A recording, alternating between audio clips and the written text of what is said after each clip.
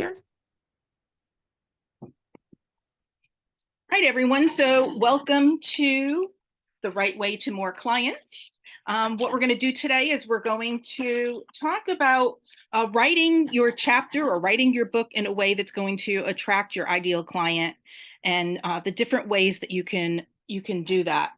We're wanting to just get you guys together and just figure out the best way to get your client into your business.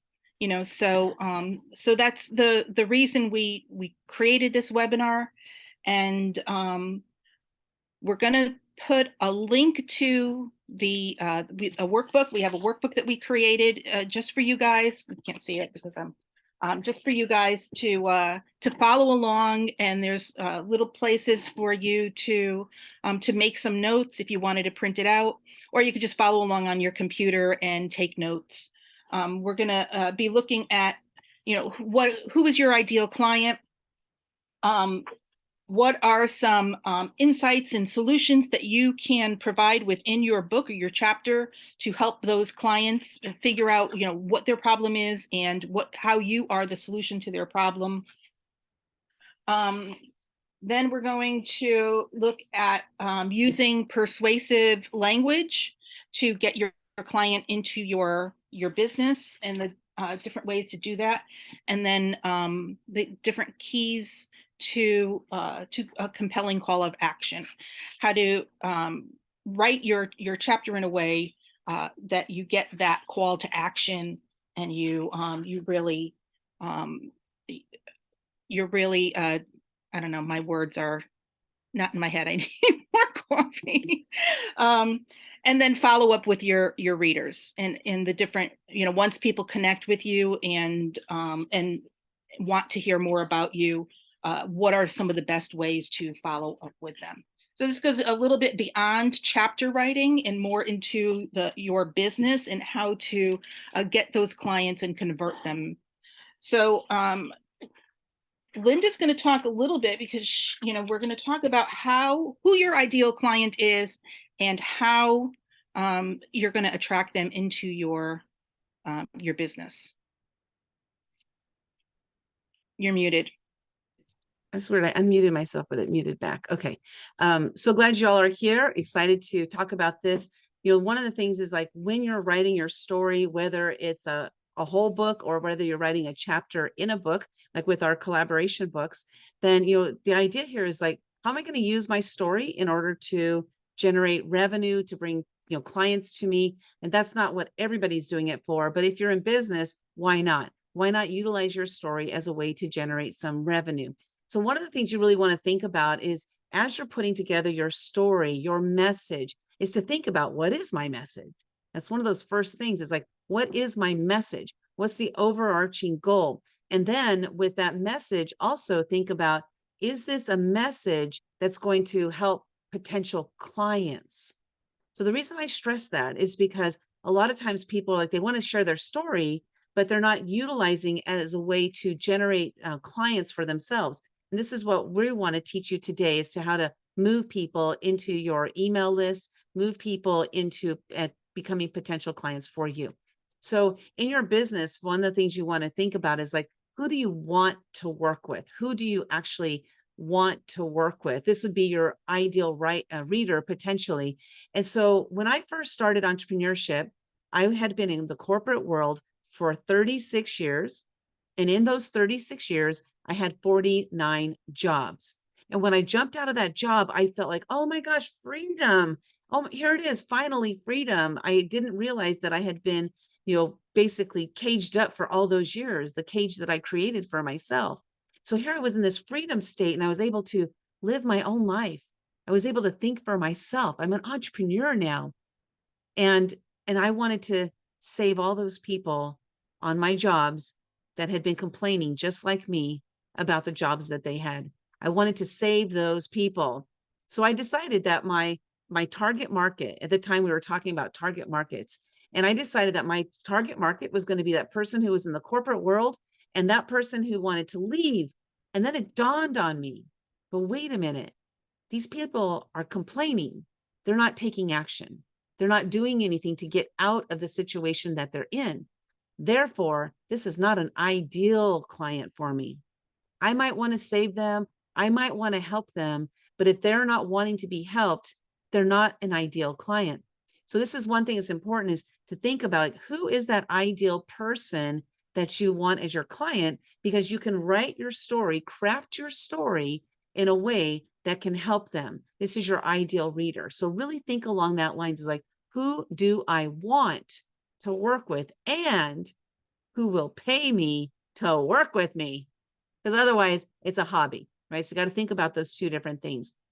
And so we're talking about next is, if your book or your chapter solves a problem, what problem or problems does it solve? So I know with Stephanie, she helps people with weight loss. She helps them, along that journey. And so with Stephanie, what is the problem they have? The problem is that maybe they're sitting there saying, I'm tired of being tired.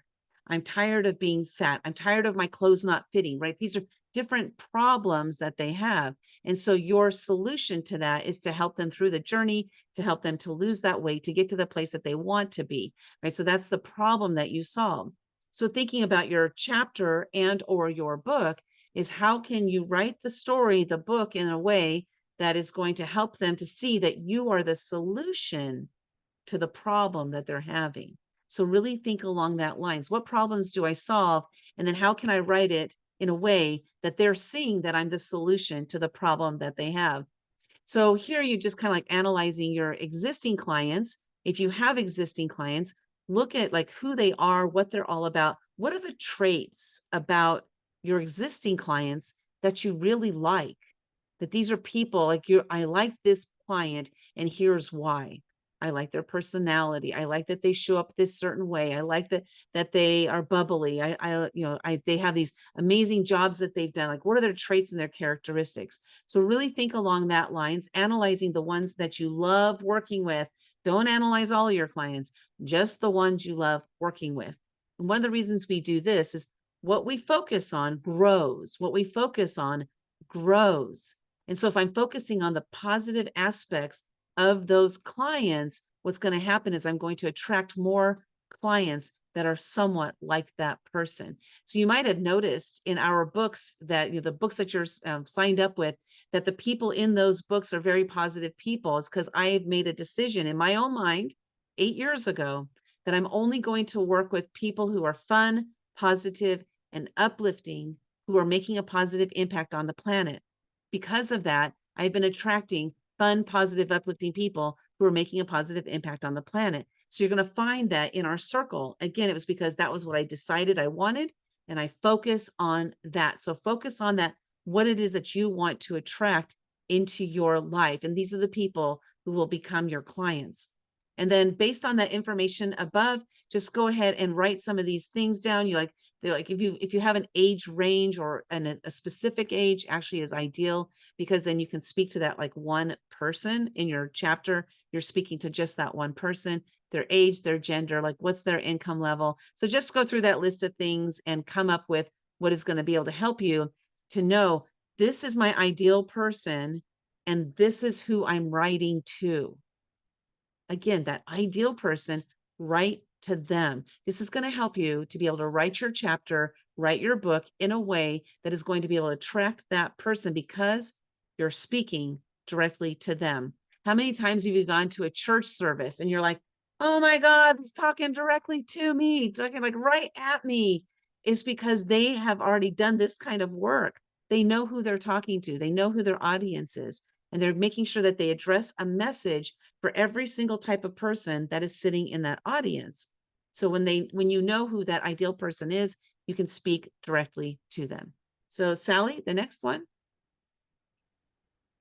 Yeah, so we're going to talk a little bit about providing insights and solutions to those target clients. And so the first thing we're going to ask you to do is to find your uniqueness. What makes you in your business unique? And unique doesn't necessarily mean only you, but it's the combination of things that make it unique because of who you are and what you do. So I've come up with, I don't know, there's like 12 different categories here for you to look at. You know, is your user experience set up? Is it functional? Who's your niche? Is your product or service convenient? So there's a whole bunch of different things here. And you know, with Linda and I at with our book publishing, you know, our ideal client is, you know, authors, speakers, business owners. That's our niche group. And you know, we've worked really hard at, you know, we look at the user experience, we've worked really hard at making a system in place for the user experience to make the journey fast, fun, and easy, because that's what we hear from our clients all the time, that it's fast, it's fun, it's easy. And so we worked at making the procedures and taking the steps to make the experience for the user that way. We make it convenient. We have our website set up. We have it set up in a way that's convenient. And you know, another thing is, you know, looking at the brand promise. What do you promise in your business? You know, we promise every book is a guaranteed, you know, bestseller on Amazon. We can turn your book into an Amazon bestseller. We've done that with every book that we've published so far. So that's so look at that and figure out what it is that makes you and your business unique. What are some things that you do, or a combination of things that you do, that make your product unique? I wanted to address the brand promise thing here. So if you have something that you guarantee to your clients, it doesn't have to be something that's financially, you know, it doesn't have to be relate to money all the time, but sometimes people think that it has to relate to that. But if you have a guarantee, you can make that guarantee. I'll give an example. Like for us, we do guarantee that you'll become a best-selling author, because we already know that. We have done it 15 times. We've done 15 books 15 times. A number, you know, international #1 best-selling authors, not just best-selling, but we promise the best-selling, because I still don't feel comfortable promising the international or the #1 yet, but we do make that promise that you'll become a best-selling author. And then as far as the user experience, some of the other things that we bring to the table is that we build community, right? So every single book is its own community within itself. And then we have our overall Action Takers Publishing as the umbrella for our entire community, where all the books are underneath. And so we build community and we provide value by doing sessions like this. Like this is a free session, you know, for our clients only. We do, you know, host a monthly mastermind for our clients only. We host a get to meet each other for our clients only, right? So we're creating these communities within themselves.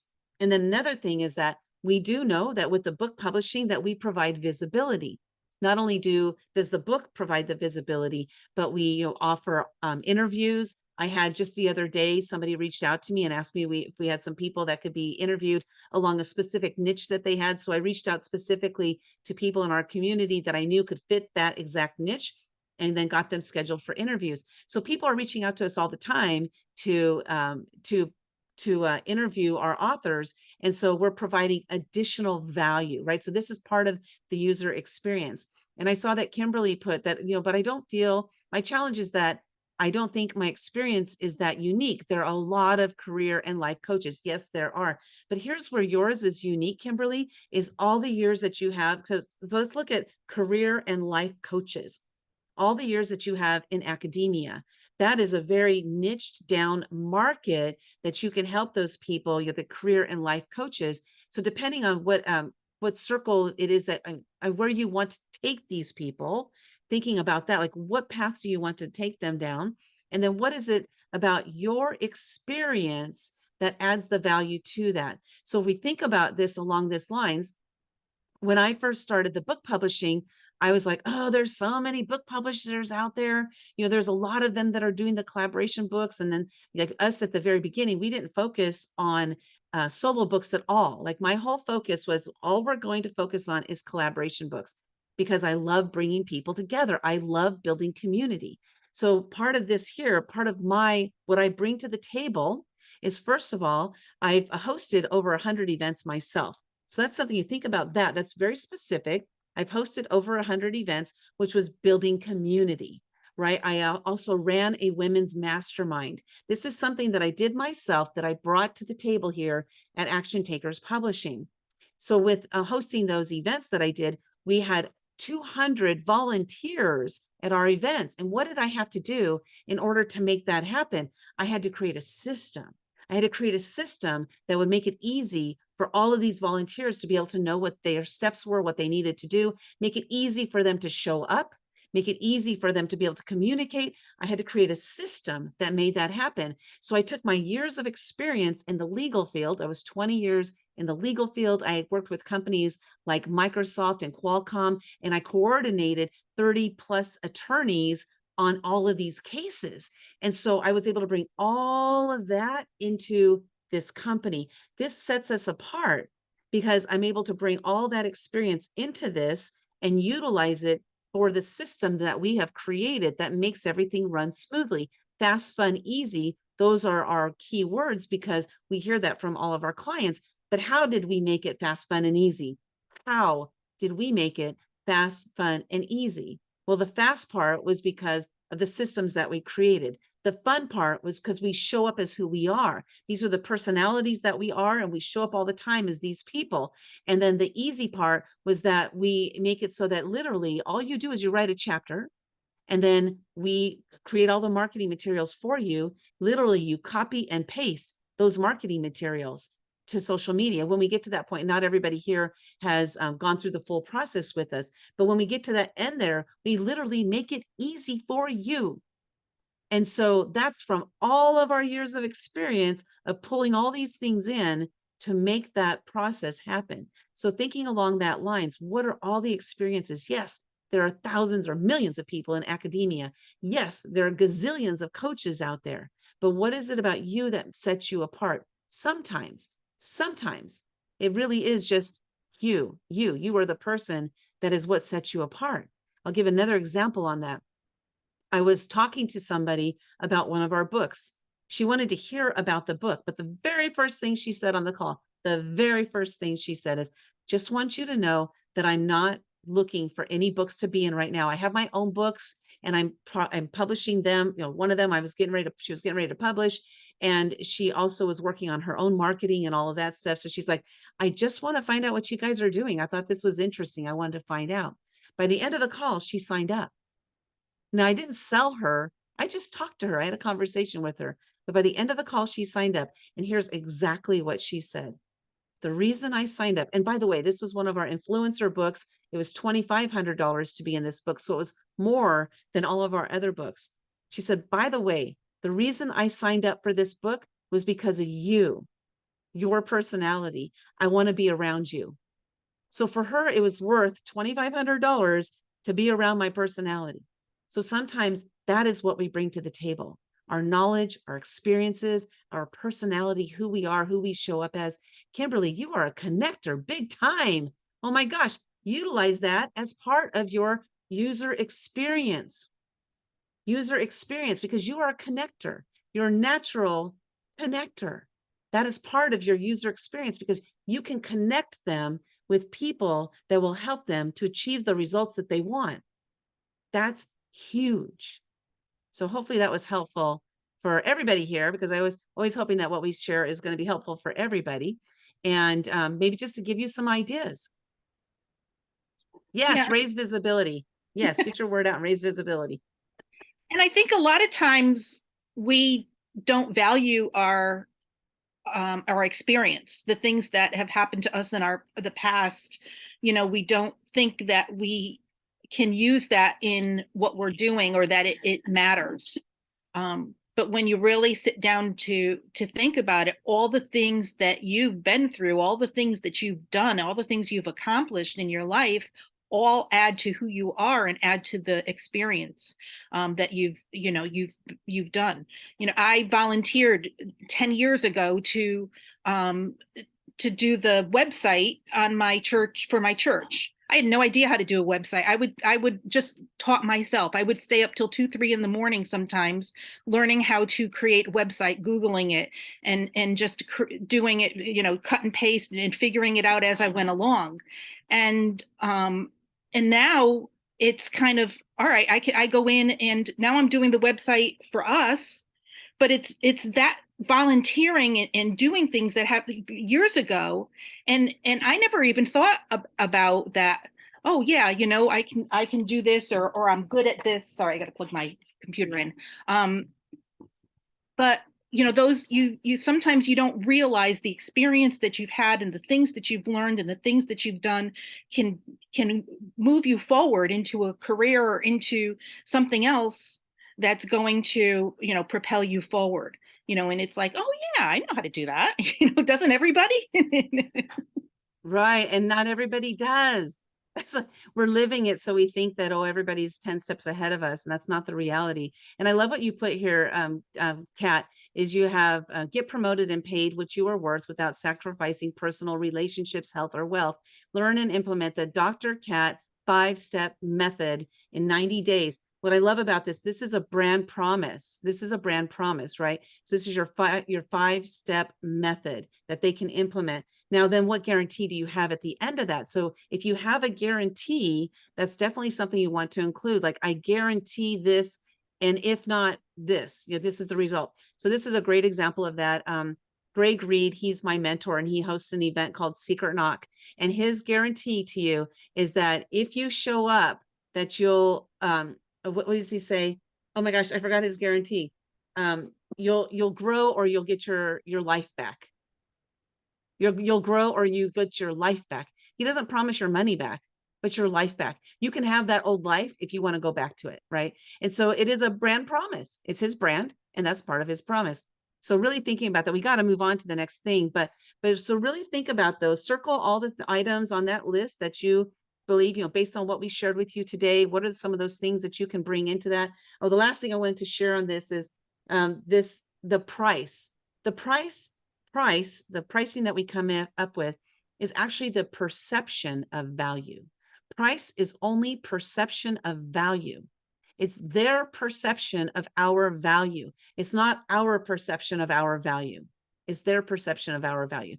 How much that they will pay is based on their perception of value. It has nothing to do with your value at all.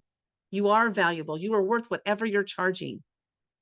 But if they don't perceive that based on their own money issues, their own issues that they have going on, if they don't perceive that, then that's on them. It's not on you. So I wanted to share that. So I'll share with you something that I'm doing in our book publishing. We do solo books as well as the collaboration books.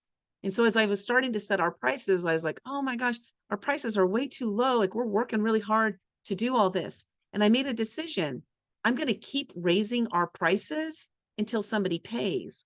Nobody has paid at the higher prices yet, but they will, because I'm raising the perception of the value in my own head, at the same time letting them know, whoever it is that I'm talking to, we're worth this. We are worth this. If you don't want to pay this, go find someone else. And I'm not going to lower my prices just to get people into our books, because I know the value. I know the value. So that is again, the price equals the perception of value, and it's their perception of the value. Sally, are we going to go to the next thing, or where are we now? Yeah, well, you can just there's quite a few other things in the workbook that you guys can go over. What are some questions your client may have? Providing actionable insights using clear and concise language, and there's some examples in there on how to do that.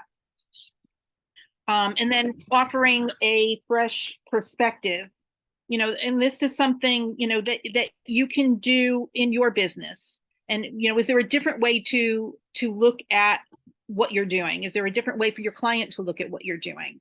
And in thinking outside of the box. I want to use an example here, because offering a fresh perspective. So one of the things that we do differently is that we invite other people to come to us, and then we will put together their collaboration books. And so I started looking at this and saying, like, what is the value behind doing this? And the fresh perspective behind this is that it's not all about us. It's not all about our books, but it's like, if you have a community of people and you would like to bring forth a book where you want them to be in that book with you, bring that idea to us, because it's something that we can help you with, right? So that is a fresh perspective where, again, we're not always the ones that need to be in the spotlight. Like, don't get me wrong, I do like to be in the spotlight. This was something I had to learn myself, and I had to really grab onto and say, I do love being in the spotlight. However, I'm not going to dim anybody else's light, right? So the fresh perspective that we're bringing to this is that not only do we do our own books, but we do other people's books as well. So really, again, think outside of that box. What's something that you can add that you haven't seen anybody else doing? What's something very specific that you can add to what it is your business is, that nobody else is doing, that you have at least heard of? Now, there might be somebody else doing it, you just haven't heard about it, and that's okay. That's okay. That's something, a unique user experience that you bring to people. Sally? Yeah, I love that. Thanks for sharing. And then we're going to go on to using persuasive language. There's a whole bunch of different ways that you can write your book, your chapter, or even just write your social media content in a way that's going to get people to want to work with you. If you look at it, they have something that they're dealing with, something that they need help with, and you're just offering your product, your service as a way to help get them into your program, to help them solve their problems or solve their issues, whatever it is that they're dealing with. And so we put a whole bunch of different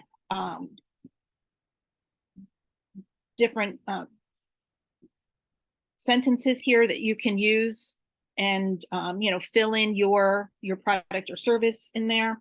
And there's just there's a few of them, and each one has I can show you exactly how to overcome and achieve your goals, things like that. Investing in yourself and your business is the key to success. Let me show you how to make the most of your resources and achieve your full potential.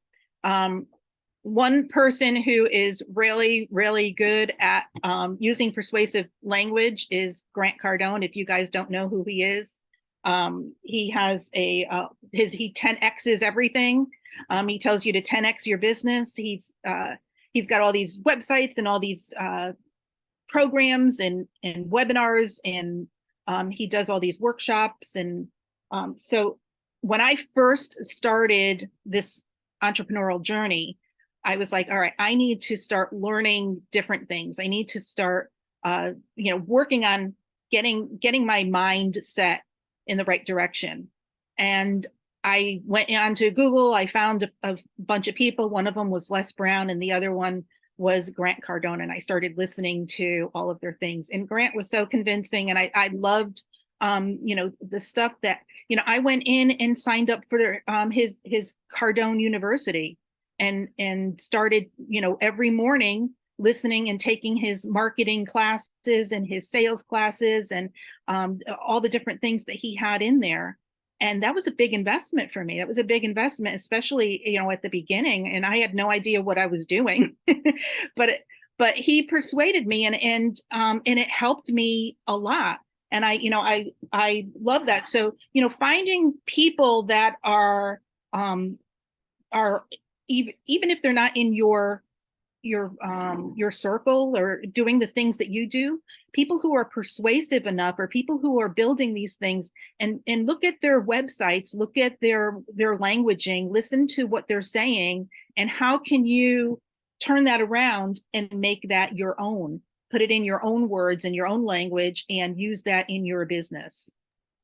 And I want to address the persuasive language as well, is that persuasive doesn't mean we're forcing people to do anything. Because when I first saw the word persuasive, I was like, ew, I don't really like that. But really the matter of fact is that We only want to do what works for us. So if you're looking at one of these, like I wouldn't use all of these terms here myself. Like these are just some that we came up with. We found a lot of these on Chat GPT, by the way. And so some of these like are things that I would never say. And so I'm never going to say them, you know. So find the ones that work with you, but really looking at them from the perspective of, is this going to help them to make a decision? Is this going to help them and empower them to make a decision that's going to transform their own life? Now, a lot of times I myself, I have FOMO, fear of missing out. I have signed up for programs that I probably shouldn't have. I have, invested money that I shouldn't have. And a lot of that was because the persuasive languaging that they used, a lot of that was more like guilt language, because I bought off of my guilty feelings. Now that was on me. That was not on them. That was on me. But looking at some of these things, the way they're worded, these can help a person to make a decision that's an empowered decision. So that's how I work our sales. I never sell anybody. You guys bought things from us, but I never sold you on something. You got to do this because it's going to change your life. It's going to make you this and that and this. I don't ever, speak that way. That's not how I talk. And I don't like being spoken to that way, because it makes me feel guilty. And then I buy because of guilt. And I never want to do that to anybody else. So I empower people with information, and then they make an empowered decision. But so like something on here could be something like, imagine how much better your life would be as an entrepreneur if you had a book. If you want to speak on stages, utilizing this book is a great way to help you to get on stages, because only 24% of the world's population ever writes a book, and only 3% of that 24% ever writes a book. Ever publishes it. So if you want to be part of that 3% and you want to get on the stages, write a book and publish it, right? So I could use that kind of language, like figuring out what works in that language that works for me to say it, so that again, I'm not I'm not strong arming anybody, but I'm using language that might help them to tip them over the edge. Maybe they're right on the edge. They're like, I'm not really sure yet. That little bit of persuasive language can help them to make a decision. And again, I'm all about making an empowered decision with the information that you have, not about sell. I never will sell to somebody or sell at somebody, but they will buy from me. So it happens all the time, because I don't really use a lot. I don't use a lot of this persuasive language, but it's something to help to move the needle for somebody to make a decision. Sally? Yeah, read other people's books and look at what other people are saying, especially people, the gurus, the Tony Robbins, the Dean Graziano, the people who are who's the other one? Oh, I can't think of it. Oh, Gary Vaynerchuk, and even like Mel Robbins, what are they saying in their books? What are they saying in their social media content that gets so many people to buy their stuff and to sign up with them? And then adapt it and change it to what you're doing and make it so, and like Linda said, make it comfortable saying it, make it so that, write it in a way or say it in a way that's comfortable for you, where you don't feel like you're pressuring people, but you're just letting them know, okay, this is what I do, this is what I offer, this is what people are getting from, when they work with me, and I would love to work with you too. So, and then we're going to look at the different calls to action. What are the different keys to writing a compelling call to action, getting people to take action and work with you? The first one is to know your offer, know what it is that you're offering, and understanding who. Now you understand who your audience is. What exactly does your offer entail? What are the features and benefits that they're going to get from working with you? And I would say too, have an offer. This was something when I first started doing this. I decided that I was going to start interviewing people on YouTube, and I was going to have a YouTube show. And so I called myself the self-care rock star. And I went into Forbes Riley, because I had been in her book. I went into one of her groups and said, hey, I have a show called on YouTube called the Self-Care Rockstar. I hadn't even done it yet. And I'm looking for people to interview. Is anybody here want to be interviewed? And I got 3 or 4 people that messaged me right away. And I was like, oh, shoot, now I got to do this. So I started interviewing people. But my problem was I didn't have anything to offer. I had nothing to sell. I had, so I had someone reach out to me and ask me to meet with them because they were having, they wanted to start working on their self-care. So I got on a call with them and we came to the end of the call and she said, this is the first time I've ever gotten on a call with somebody and they didn't try to sell me into their program. I was like, yeah, well, that's because I didn't say that, but I'm like, yeah, well, that's because I don't have a program to sell you into. I haven't created anything, So it's like, oh, shoot, I think that's when I signed up with Linda because I was like, all right, Linda, I need help. But, know your offer, have an offer, and know what it is. The next thing is to know who your ideal client is. We've talked a little bit about this at the beginning, knowing exactly who your client is. And when you know that, you're able to make that offer to them. So if you know your client is someone who wants to lose weight, you can craft your call to action in a way where you're saying to them, okay, it's time to try our product. And we're going to help you lose, 5 pounds in 30 days or whatever it is that you promise. So I want that's to go back to the number 1 there is, so what is a call to action? A call to action is literally that you're calling people to take an action. You're moving them to take an action. So in the first example, it says act now. That's a call to action. Act now. Right. And then the second example there where it has, Stephanie, I actually knew you were signing up for this session today. And so I created this one just for you. Are you tired of fad diets and unrealistic weight loss promises? Has yo-yo dieting got you gaining more weight back than you lost? Are the girls in the office making fun of you for being overweight? It's time to try our, right? It's time to try our. This is a call to action. Call, to work with me. It's time to find a coach. It's time to find somebody who can help you. The ultimate solution for healthy and sustainable weight loss. And so I thought about, so this here, one thing I want to point out here is where it says, are the girls in the office? The reason I put that there is because, again, if you know who your ideal client is, if your ideal client is working in an office every single day and they're surrounded by other people, this is a great way to really hone in on that person who is being made fun of in the office, right? So this is a really great way to piece that person out, because then they feel like you're speaking to them. Yes, the girls in the office do make fun of me.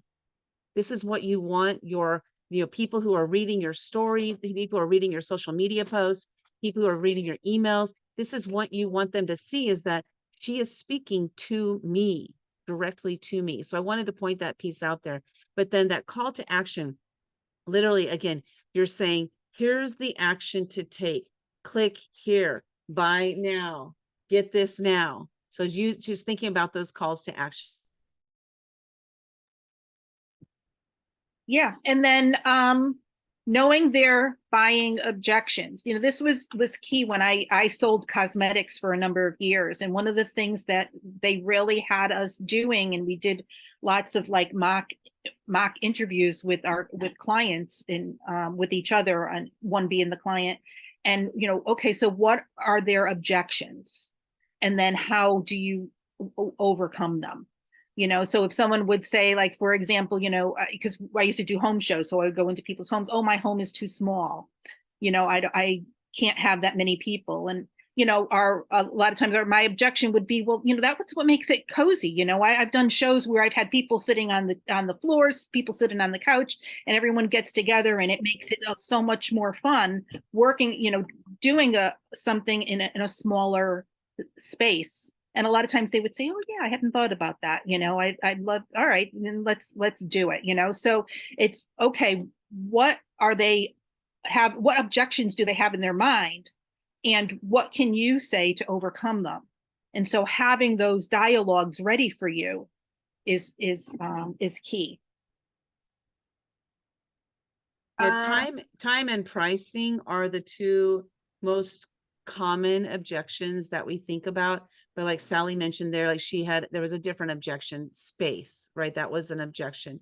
A lot of times when people think of working with somebody like, oh, well, I don't have time on my schedule to do that. So I'm going to use Stephanie as an example again, like somebody within the weight loss area. Like if you don't have time to take care of your health, you might not have a health to take care of. That's the thing, and that's the reality. That is the reality. And so if we're using time as an objection to weight loss, or time as an objection to having a health coach, then we're not really thinking about our overall life. We're thinking about what's happening in our lives now. And that's possibly you're under a lot of stress, and that's what's causing the weight gain, right? So there's all these different things that can tie into that. And then really thinking about like a price objection in that example is how much money is your life worth? How much money is your life worth? So that's something that only each of us individuals can place that dollar value on it. And what do we want out of our lives, right? So really thinking along that lines. So those are the two top objections that people will have. Being prepared with a response to those objections is going to be really help you to be able to move those potential clients into actual clients. Being prepared with the answers or the responses to those objections. You can go to ChatGPT. We've talked about it times before. Go to ChatGPT and just ask it, what are some, I'm a health coach, what are some solutions to objections that I can have, like related to time? Literally just ask it that full question and see what kind of responses it comes up with. And it'll give you those examples that you can use. So these are just a couple of examples that we came up with here today, but there are tons of responses that you can come up with.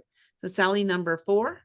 yeah, well, touching back on that, I think a lot of people, they have objections to price, but they can find money when it's something that they really, really want. Um, so you think about, there was somebody in one of the Facebook groups that posted in one of the writing things and said, I don't have any money to do my book. I don't have any money to hire an editor or to do anything with my book. Is there anyone that will do it for free? And then I looked at his Facebook profile, and he had pictures of himself just at Disneyland, just a couple weeks ago.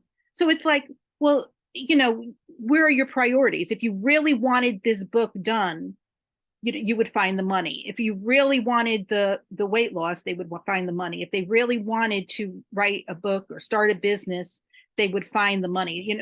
Everyone has a cell phone. These things are expensive. So it's when it's something that you value and something that you really want, they will find the money for it. Okay, moving on, having stuff in order and keeping them informed along the way. So make sure that you have stuff in place to take their money, to get them signed into your program, that it's smooth, it's easy, that it's convenient for them. Even if it's just having a PayPal link, so when you talk to them, you don't have to have the whole system built, but you just need a way that make it easy for them to pay you and to sign up and to register for your program or your service.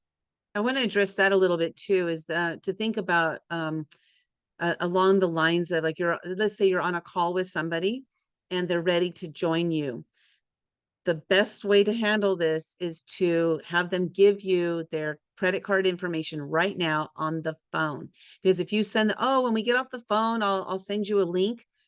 Life happens for all of us. And next thing you know, they've got like their spouse is calling, saying, you got to go pick up the kids. And there's your email. It's just sitting there waiting for them to click on that link. So while you have them on the phone, write down their information. Make sure you get that credit card, that expiration, get that code on the back, get their zip code, get their mailing address, whatever it is that you need to get all that information, their email address, the spelling of their name. Get all of that information while you have them on the phone, because you can lose a customer by not doing that. And then not only about losing a customer, but then you cannot transform or help them to transform their life because they didn't have you didn't have their credit card information. So that's something I learned along this way. Just get their information and sign them up while you have them on the call. I did 2 sales yesterday. I think it was yesterday. Maybe it was one yesterday, one the day before. And as I had them on the phone, I got their information and I charged their card right then and right there. So I just wanted to share that. I'm adamant about that. There you go. And the key number 5 is building relationships with real conversations and doing, reaching out to your community and having that. One of the things when my very first collaboration book was called One Habit for Entrepreneurial Success.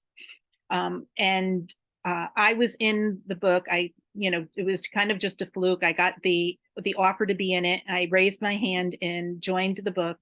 And there were 150, entrepreneurs and highly successful actors, actresses, and people inside that book, and me. And I quickly realized that I was totally out of my element in that book. But one of the things I did was I reached out to, I opened up the book, I went to the index, and I reached out to every single person in that book and sent them a Facebook friend request. And I messaged them on the side and said, hey, I'm really excited. I'm in the same book with you. What do you work on? What do you have going on? What can I attend? What can I help you with? And it was having those conversations. A lot of people didn't respond, but a lot of people did. And so it was having those conversations, and it was through those connections that I'm doing what I'm doing today. Because otherwise I'm 100% positive I wouldn't be doing any of this if I hadn't done that. So it's building those relationships, having those conversations, and being of service, and just being who you are and reaching out to people. So we're going to give you a little homework assignment.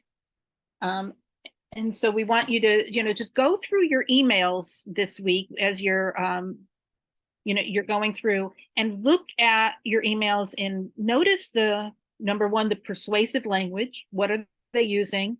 As you read it, are you compelled to open up and learn more, or is it putting you off? So look at those your emails that are coming through, and which ones really speak to you, and maybe and copy down those emails, or copy down what they've said. And is that something that you could use then in your business, to tweak it a little bit and make it work for your business? And then Linda's going to talk a little bit about her phone roulette. That's her thing. Well, I got this from someone else, of course. A lot of things we implement today are things we learn from other people. But the text/phone roulette, this is fun. So I want everybody, if you're watching the replay or you're here live with us, take out your phone. So Sally, take out your phone. I can see you. Stephanie, if you have your phone handy, bring it up. And so what we're going to do is you're going to go to your text messages or to your phone. And then what you're going to do is you're just going to just scroll, like let it spin. It's going to land somewhere, and I'm going to click on, as long as it's not, I get a lot of spam calls and a lot of spam texts. Okay, so here's somebody I haven't talked to for a while, and I'm just going to send that person a message, and all it's going to say is thinking of you. That's it. That is it. So make sure it's somebody that you really are thinking of. Well, you are thinking of them now because you just saw their text message. But just send them those 3 words right there, thinking of you. If you want to expound on it, do that. But really, those 3 words can make a difference. So what'll happen is you're going to send to 3 people every day. Every day, do this text or phone roulette. So if you're doing it through your phone, so that was a text message. If you're doing it through your phone, you're just going to click on your phone. You're going to go to your recent calls. And again, I'm just going to scroll through. I'm going to see what number comes up. And then I'm going to text message that person. I'm not even going to call them. I'm just going to text message that person. And I'm going to say, thinking of you. And so I did this the other day, and actually I've been doing it every day since Thursday, I think it was. And I've, so far, of the 9 messages that I've sent out, 3 have responded, but that's 3 people. And then I kept a conversation going. And so they messaged me back and said, thank you so much. How's everything going? Then they usually ask you a question. How's everything going? And so then you're having this conversation. It's fun because you're making a game out of connection. You're making a game out of, keeping the conversation going. And so it's a lot of fun to do that. Try it out. I recommend, even if you only do it once a day with one person, that's better than none. So just try it out and see how it works. Sally? Yeah, I just texted Stephanie. Oh, you did? Did she respond? I'm doing great. How are you? Um, yeah, so there you go. So, and then we're going to move on to follow up with your readers. We have a little worksheet there and all the different ways, so once people connect with you, having a way for you to follow up with them is key. Do you have a CRM? Do you have a customer relationship module set up where you can collect those emails? Sending them, if someone connects with you or says, hey, I read your book, I read your chapter, do you send them a thank you email, responding to people and having that back and forth, offering content afterwards, ways for you to give them value added, so you're not just always asking for things, that you're giving them and you continue to give them value. Personalize your communications, offering different types of products and services, doing your follow-up using social media, and then hosting events and webinars, kind of like we do here. One of the things, like if we've had people who submit their chapters and they overwrite. So we give them like a 3,000 word chapter, and they sit down and originally write, and they may have 8,000 words. And so now they have to sit and cut some of the things out. So what you could do is, if you have stuff or even other stuff that you've written, once you've submitted your book, your chapter, and you have your book, you can have that content as an extra or a bonus that you can offer, because it's still your story, that you can offer to people who connect with you after the book is launched. Like you can say, thank you so much for connecting with me. Here's a little extra bonus. So you're offering that value, and you're getting your stuff out there too. Is there anything else, Linda, you wanted to? Yeah. Well, speaking about value, we, one of the things we're doing is, today those who are live, we're hosting our monthly mastermind today in an hour. And so we'd love for you to come back to that. Again, that's another piece of value that we add, is being able to come and talk about your business, some of the challenges you're having in your business, and then to work through that. So that's one of the value offers that we have. And then our last page here, we hope you enjoyed what we talked about today. And I just want to share with you is, like, this is our call to action.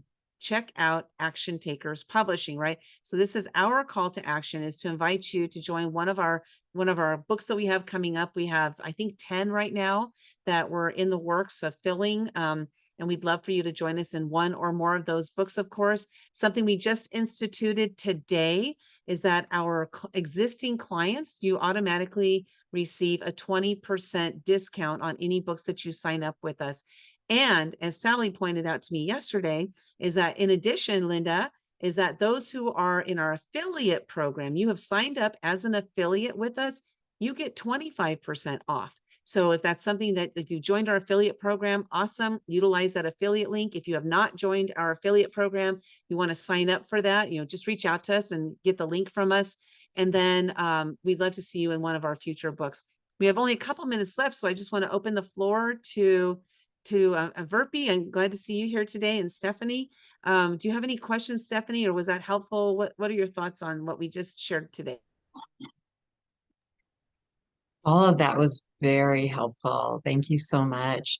Some things I hadn't thought about, like offering a guarantee and just some of the follow-up ideas that you have. I mean, you guys are always so full of information and value, and things that I find, as myself, my brain can only do so much. So it's really nice to have more input and ideas from you guys, from both of you. Awesome. I'm glad you found that valuable. And can we use that testimonial?